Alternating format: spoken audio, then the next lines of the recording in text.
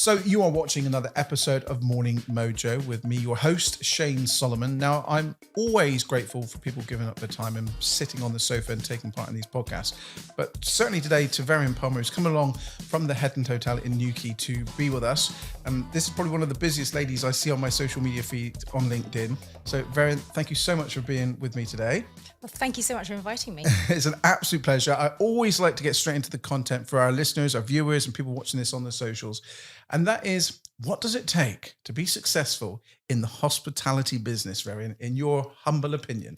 Wow, it's a really tough opening question, Shane.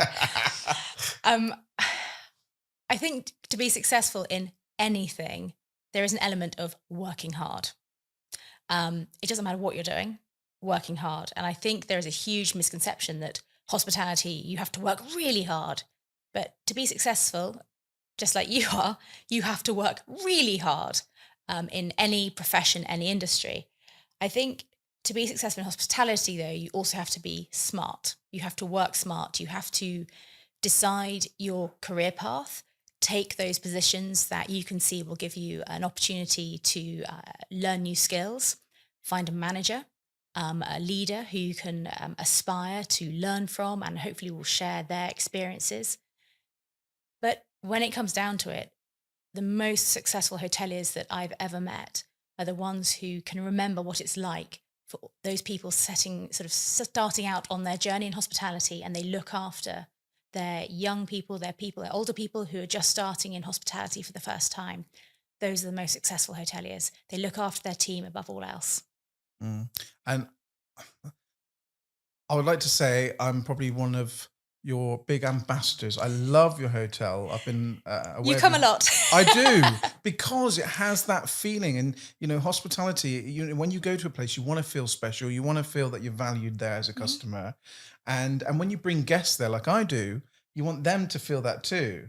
And, so when I go there, and especially with all the investment recently you've made into it as well, and the Renmore's looking amazing, and just the history of the hotel, it just leaves me feeling good, and that's what you want when you want to go to a place. And so many times you go to a place and the service is not quite right, but at the Headland, you guys really have it going on. It's really, really good. And I'm always delighted to go there and champion the hotel.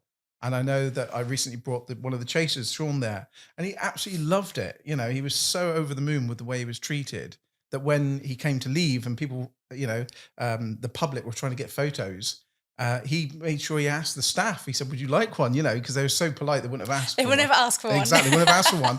But he would say, "Look, would you like one? Would you like one?" And I said, "Oh, no." But he was really overwhelmed with the kind of hospitality that you have there. I think hospitality is a profession that is predominantly about the people that work in it, and with that, no one is 100% perfect. As much as we would aspire to try and deliver that most amazing, memorable experience to all of our guests and our other teammates, we don't always get it right every time. Sure. And it's about knowing when you've got it wrong, trying to put it right, and helping the team to learn about how they can maybe do it better next time. And that's all we do every single day. I mean, for me, I was only saying in the podcast before yours, the last one I recorded, that I've made some clangers on my journey in business. There's so many mistakes. And you think, oh my goodness me. But it's by doing those and making those mistakes, and you learn from them. We're not going to be perfect all the time. But as long as we kind of, address them and do the best we can and get back on track, then that's absolutely fine. So what have you found to be the positives and negatives to running a hotel such as the Headland? I'm never, ever bored. My day is so varied. My weeks are so varied. The months, the changing seasons, everything is so different every single day.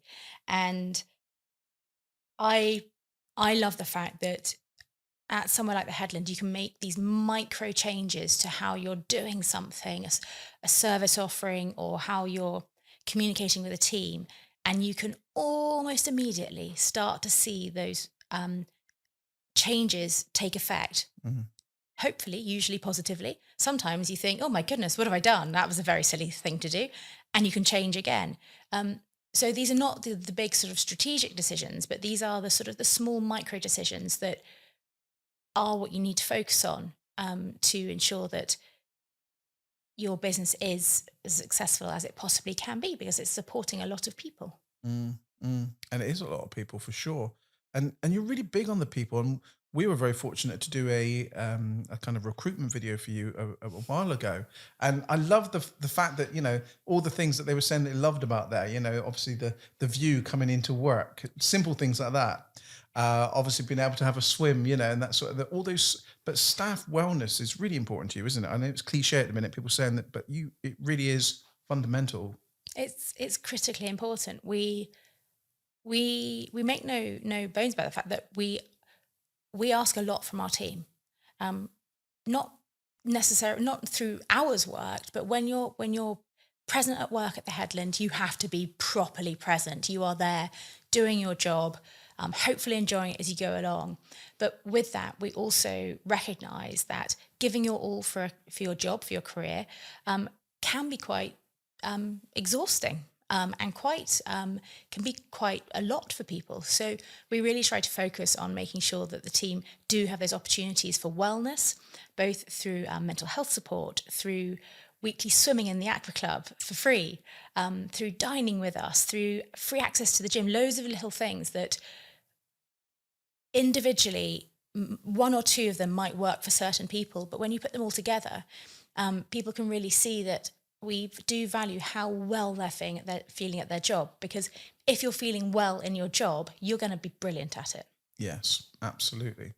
I want to go and work at the Headland right now. I give up this media, networking world that I live in, and perhaps, it's very attractive. What would you say is your best life lesson from your career, from where you started and where you are now? To me, it's about marginal gains over a long period of time. I do say sometimes that being at the Headland is a little bit like trying to push treacle uphill sometimes. But for me, yes, marginal gains is so much more critically important to us than sort of flash in the pan, giant leaps forward that might crash and burn. I think that it's just that idea of perseverance and resilience, and just knowing that we're still going to be owning and looking after the Headland in decades to come. So we're not in it for the short term, we're in it for the long term. We're looking after our iconic building, our amazing team of 250 staff. But it's about those little things that we can do every single day, asking our team when they come to work, have you done something brilliant today? And that's what's really important for our future success. Yeah, no, very nicely put. And I think, it's too easy to look at how beautiful the Headland is on the approach when you get in there, but it's a lot to keep running. And you just mentioned that 250 staff. I mean, that just blows my mind, having a very small team here, that's enough. And I mean, small, I can count them on one hand. And it's like 250, then the upkeep. It's, anyone is a farmer friend of mine always has this great saying, says, Shane, all that glitters isn't gold. Because people look at it from the outside and think, oh, they're doing really well. They're doing really well. But they don't see that kind of day-to-day running and that long haul bit, right? It's like... I don't think we've had a manager, a senior manager, anyone join us who hasn't, after about 6 to 12 weeks in, turn around and go, oh my goodness, how... You'd all look like swans. You're so serene and peaceful on the outside, but you are paddling like hell under the surface. And we are very open at interview stage for senior managers about the fact that your perception of us from the outside will probably be very, this is going to be an easy job. It's the Headland. It's been running successfully for 45 years. It's going to be easy. And we say to everyone, this will be the toughest gig you've ever worked in. And everyone goes, oh yes, I understand. And then pretty much 6 to 12 weeks later, I say, so do you remember interview? I asked you about this. And they would, yes, I agree. It's very, very difficult. And not that it's not a joyous working there. I mean, generally people, they love it, Sure. but it is a very tough gig. Of course it is. Yeah. Let's talk about how you encourage self-worth and confidence within your team. you know me. I'm very positive, and I really do believe that encouragement of all of our team members. Because remember, we've got team members aged 14 to 86, and encouragement takes different forms for different people, different age groups, different generations. We've got sort of almost 4 different generations of team members working in our hotel, which is extraordinary when you think about it. And I hold a personal mantra that I would never expect someone else to do something that I wouldn't be prepared to do myself. And if a team member can see a family director rolling up their sleeves to unblock a loo, to clear glasses, to put out chairs at 4:30 in the morning for an exclusive use wedding, then there is that idea that we're all in this together, and that we will all rise to the surface together. We can do this together. And I think that's a huge part of our team's mentality, is that we are all in this together, which instills a huge amounts of confidence in some of the younger team members who aren't as experienced in the world of hospitality. No, I like that. I always say that to people that people that are leaders and things like that, still getting involved and doing the jobs that, that we all do, and it's important. It's like, I couldn't do what I do here and need this if I couldn't jump on a camera and make a film myself, or, whatever it takes. It's keeping it real is what I like. Keeping it real with a sense of fun. Mm. I like having fun. Yeah. And I think it is required of a leader to bring and inject some of that fun into the day-to-day workings, because it just makes it more enjoyable for all. Mm-hmm. So to lead into my next question, how did you re-find your zest for life? You've been brought up in the hospitality industry anyway, and I hope Mr. and Mrs. Armstrong are doing well. Very well. Good. But so you've been around it, but where did you get that kind of zest for the kind of where you are now? I don't think I've ever lost my zest for life. I knew from about age 10 that I wanted to go into hotels. I used to go in with my parents in the evenings as the eldest daughter. I was taken in, age 7, appropriately dressed children were permitted to go into the dining room for dinner. And I used to love going in. And then I would get plonked on a chair in the front hall after dinner as my parents went back to work in the evenings. And I would read a book, but I would spend invariably most of my time watching the other guests and watching what was going on. And I realized from a very young age that I loved the interactions between people, the way that all you do in a hotel is you're caring for other people. That is essentially what it boils down to, looking after people. And I was really interested in that. And through my career, I've worked in hotels, I've worked in contract catering, but essentially it's all been the same thing, looking after people. So I think I was just bitten at a very young age by the hospitality bug, and it's never left me at all, ever. And I think that happens to quite a few people who work in the hospitality profession. You find your niche in life, which doesn't suit everybody, and that's it. You found it, and you can't imagine working anywhere else. No, sure. And being in the business of looking after people, what could be better than that? That's the thing. I know it comes with its dramas and stresses, as all bits of life comes into, but it's such a rewarding industry when it goes right, and you see that kind of feedback, and you're creating memories for people too that will last a lifetime in most cases. Yeah, with that, there's 2 things. There's the being part of creating amazing memories for guests and team members is huge for me. The fact that I'm still in contact with people that I was their witness at their civil partnership 7 years ago now. They're still just lovely things like that. But I think for me now, the fact that particularly hospitality in Cornwall does attract quite a young team members, and the fact that I can now help influence some young people in their career path and helping them to work out whether hospitality is right for them and whether what they enjoy about it. I find that particularly rewarding now. We have our young person summer placement scheme for 14 and 15-year-olds, and we're on cohort 4 this summer, which is very cool. Very cool. And it's been amazing to see that grow and to hear from parents and teachers at the end of each summer. I mean, this happens every single September.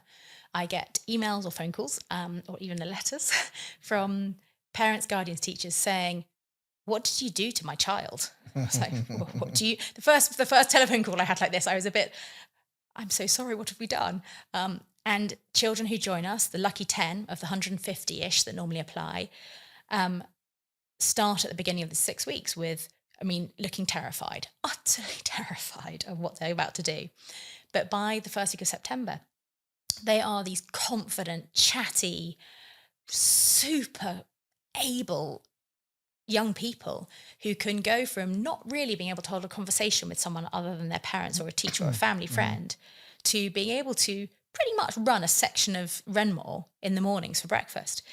And yes, when a teacher's saying to you, "What did you do?" This young James has gone from not doing very well in school. He's been back at school a week and he's a different child. What have you done? And that's pretty amazing to think that 6 weeks with my team at the Headland has influenced a child's life that much that might have helped them to huge success in their later careers, their later lives. That really now is what makes me happy. Yeah, it's huge for life skills. Yeah. Absolutely huge. But I interview a lot of people and a lot of sort of, I'd say, under 25-year-olds, and I can pretty much pinpoint within the first minute of interviewing someone who's worked in hospitality and who hasn't. It's really interesting. Yeah, absolutely. I think we could probably make a movie of your experience in hospitality. I mean, you're certainly hugely respected. I'm really delighted that you've come along today. Do you have any kind of books or any quotes or any mentors that you've looked up to, for your kind of development in life? I've been very lucky to have had quite a lot of professional development over the last 20 years. Golly, I sound very old now, don't I? And certainly a lot has resonated with me. I read a lot. And I think starting my MBA, my master's in business administration, when I was on my second maternity leave, halfway through in the middle of the first lockdown for COVID, was a challenge. But through all of my reading, I do have a couple of sort of quotes and things that people have said to me over the years. Someone who I once worked with before said, "You can do anything, Veryan, but not everything. Choose wisely." I think that's something I struggle with. As you know, I take on quite a lot of... Sure, I'm very similar to you like that, yeah, but yeah. But choose wisely. And that's something I've got stuck up above my desk. And increasingly now I have to really make a decision about whether to say yes to something, whether I can give it its full attention that inevitably something will require. And then secondly, my previous boss, Sue Williams at Cliveden House, used to drum into us all, the standard you walk past is the standard you accept, which again really resonated with me in that, yes, if you ignore something because you think no one will notice, even if you've seen it, that's your personal level that you are setting yourself out at. Sure. And that's been quite key to me. And then there's a third one, and I'm going to have to read this one because it's slightly longer, but I find it quite interesting. Yeah. Etienne de Grillet. "I shall pass through this life but once. Any good, therefore, that I can do, or any kindness I can show, let me do it now. Let me not defer it or neglect it, for I shall never pass this way again." And for me, that's a very interesting thought, that as individuals, we can all take personal responsibility for our actions with or against other people. And it's very important that we show kindness to each other. And I think in these post-COVID times that kindness can be a tiny little thing, just a smile at someone, Holding open a door for someone is a tiny kindness, but it can affect someone else without them even knowing. And it's so important. Oh, absolutely. It can change someone's whole day sometimes. It really can. Yeah. Have you ever done a TEDx? No, I've never done a TEDx. I'm off to Barcelona next week when I've been asked to do a TED style talk, which is terrifying me. Well, yeah, I'm just thinking we had our first TEDx speaker on the podcast a couple of weeks ago, and I'm thinking, hang on a minute, you'd be perfect at that as well. I don't know when you're going to cram this in, of course, but it's a very big compliment. you know, no, it's absolutely superb. Of course, this sounds like an obvious question to ask, but is Cornwall the place to have a business like yours? What a ridiculous question.